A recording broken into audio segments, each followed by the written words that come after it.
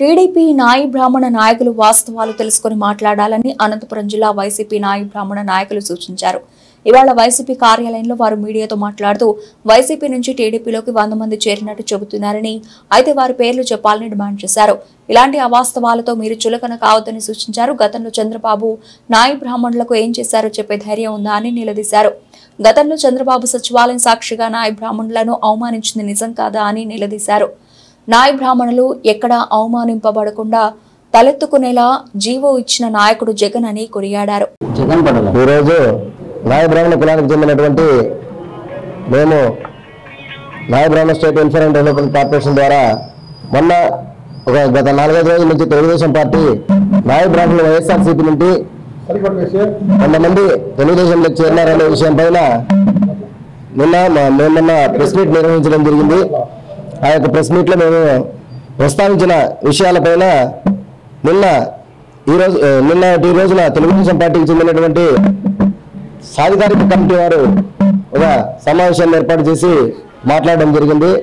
ఆ యొక్క సమావేశంలో కేవలం మేము ఏదైతే సంబంధించిన ప్రశ్నలు ఉన్నాయో వాటికి తప్ప మిగతా అనవసరమైన విషయాలు, అంటే సంబంధం లేని విషయాలు, మేము సంధించినటువంటి ప్రశ్నలకు సంబంధం లేని విషయాలను మాత్రమే ప్రస్తావించడం జరిగింది. మేము ప్రశ్నించినటువంటి విషయాలు ఏమంటే, వైఎస్ఆర్సీపీ పార్టీ నుంచి 100 మంది తెలుగుదేశంలో చేరారన్నారు. వారు ఎవరో మాకు కొంచెం తెలియజేయమని చెప్పినాం. అబద్ధపు అసత్యపు ప్రచారాన్ని చేయవద్దని చెప్పనేసి మేము కోరడం అయింది.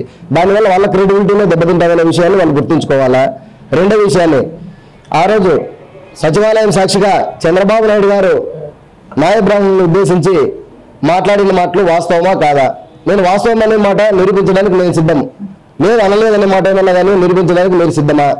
మూడో విషయం, జగన్మోహన్ రెడ్డి గారు ఏవైతే ఈరోజు సంక్షేమ పథకాలు అన్ని కులాలతో పాటు ఇస్తున్నటువంటి నవరత్నాలతో పాటు అదనంగా నాయ బ్రాహ్మణులకు ఏ జీవులు కల్పించినాడో, ఏ రకమైనటువంటి ఆదరాభిమానాలను కలిగించి నామినేటెడ్ పోస్టులు ఇచ్చినాడో వాటన్నిటి గురించి కూడా ప్రస్తావించడం జరిగింది. అవి ఇచ్చినాయి, నాయ బ్రాహ్మణులకు వచ్చినాయి ఆ పోస్టులు అనే విషయాన్ని నేను నిరూపించడానికి నేను సిద్ధంగా ఉన్నా. అవి రాలేదని నిరూపించడానికి మీరు సిద్ధమా? ఆయన దుర్భాషలు ఆడినండి ఎల్లమూరి ప్రసాదం కాదు.